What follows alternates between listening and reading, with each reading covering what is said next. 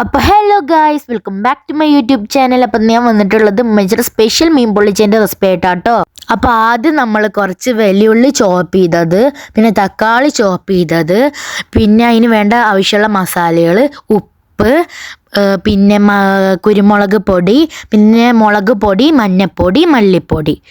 പിന്നെ നമ്മളൊരു ബൗളിൽ കുറച്ച് കറിവേപ്പില എടുക്കണം, പിന്നെ കുറച്ച് ചില്ലീസും, പിന്നെ ജിഞ്ചർ ഗാർലിക് പേസ്റ്റും, ഒരു പുളി വെള്ളത്തിലിട്ടതും. ഓക്കെ.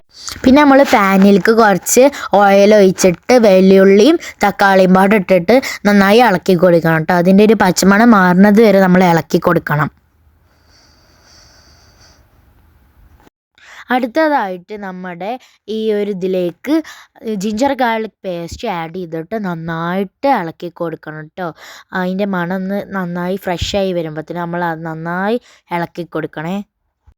അതിനുശേഷം നമ്മൾ അതിലേക്ക് അരിഞ്ഞു വെച്ച ചില്ലീസും ആഡ് ചെയ്ത് കൊടുക്കണേ.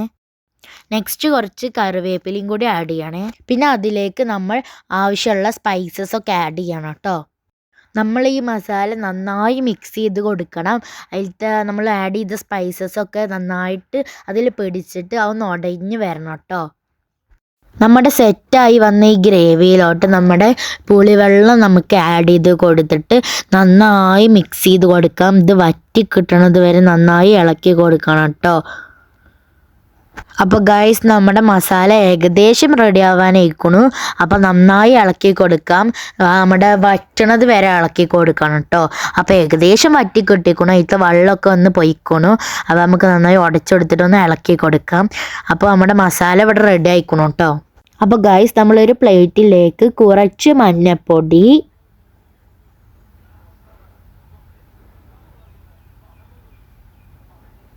കുറച്ച് മുളക് പൊടി,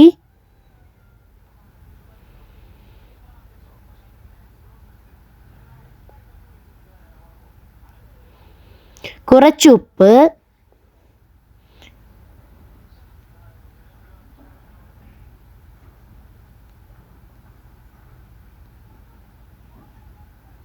കുറച്ച് മല്ലിപ്പൊടി,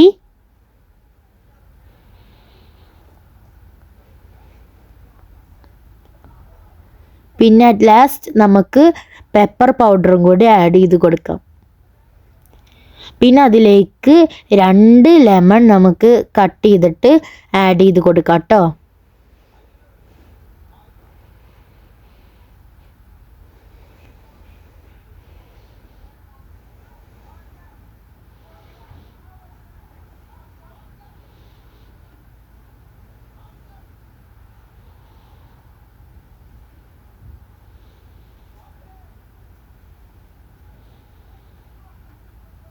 രണ്ട് ലെമൺ ഫുള്ളായിട്ട് നമുക്ക് കട്ട് ചെയ്തിട്ട് ഞങ്ങൾ ആഡ് ചെയ്ത് കൊടുത്തിട്ടുണ്ട് കേട്ടോ. കാരണം കുറേ മസാല ഉള്ളതാണ്. പിന്നെ ഈ മസാലകളിലേക്ക് നമുക്ക് കുറച്ച് വാട്ടറും കൂടി ആഡ് ചെയ്തിട്ട് നന്നായി നമുക്ക് മിക്സ് ചെയ്ത് കൊടുക്കാം കേട്ടോ.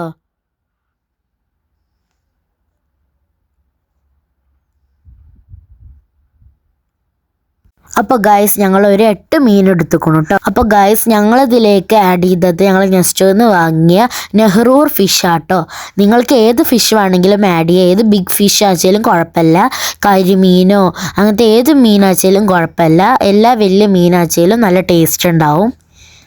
അപ്പോൾ നമുക്ക് മീനിലേക്ക് നന്നായി മസാല തിരുമ്പി പിടിച്ച് കൊടുക്കണം കേട്ടോ. ഉള്ളിലേക്കൊക്കെ നന്നായി ആക്കി കൊടുക്കണേ.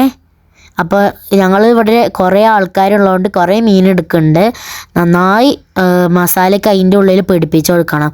മീനിൽ വരയൊക്കെ ഇട്ട് കൊടുക്കണം കേട്ടോ.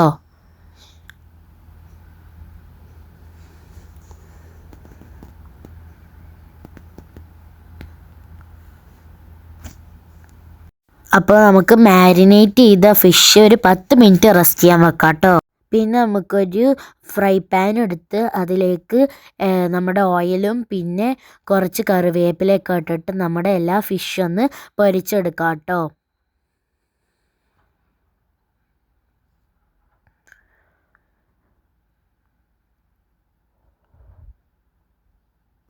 അപ്പോൾ ഗൈസ്, നന്നായി നമുക്കിത് ഫ്രൈ ചെയ്തെടുക്കാം. ഒരു സൈഡ് ഫ്രൈ ആകുമ്പോൾ നമുക്ക് അടുത്ത സൈഡും കൂടി ഫ്രൈ ചെയ്തെടുക്കാം കേട്ടോ. നല്ല മണം വരുന്നുണ്ട്. അപ്പോൾ ഗൈസ് നമ്മുടെ ഫിഷ് നന്നായി ഫ്രൈ ചെയ്ത് വന്നപ്പോൾ നമ്മൾ അപ്പുറത്തെ സൈഡും കൂടി മറിച്ചിട്ടിക്കണം കേട്ടോ. അപ്പോൾ ഗൈസ് നമ്മുടെ മസാലയൊക്കെ സെറ്റായത് നമ്മൾ ഫോയിൽ പേപ്പറിലേക്ക് ആഡ് ചെയ്തിട്ട് ഒന്ന് ലെവലാക്കി കൊടുക്കാം കേട്ടോ. എന്നിട്ട് നമ്മളൊരു ഫിഷ് ഫ്രൈ എടുത്തിട്ട് അതിലേക്ക് വെച്ചിട്ട് അതിൻ്റെ മുകളിൽ കൂടി നന്നായി മസാല ആഡ് ചെയ്ത് കൊടുക്കാം.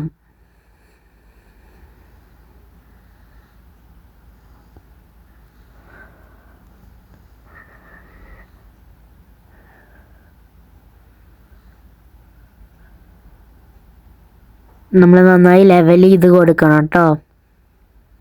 എന്നിട്ട് നമുക്കൊന്ന് ഫോൾഡ് ചെയ്ത് കൊടുക്കാം.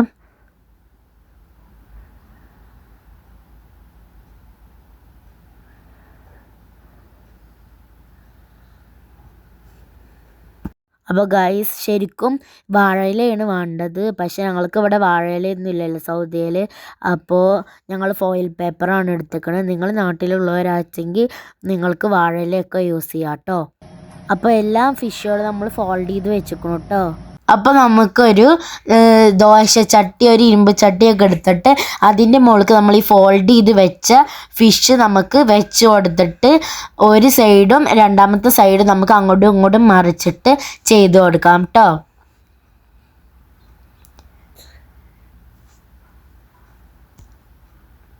അപ്പോൾ നമുക്ക് നന്നായി ഒന്ന് അമർത്തി കൊടുക്കാം. എന്നിട്ട് നമുക്ക് അപ്പുറത്തെ സൈഡ് അങ്ങനെ മറിച്ചിട്ടിട്ട് വേണം ഇത് നമുക്കൊന്ന് കുക്ക് ചെയ്തെടുക്കാൻ കേട്ടോ.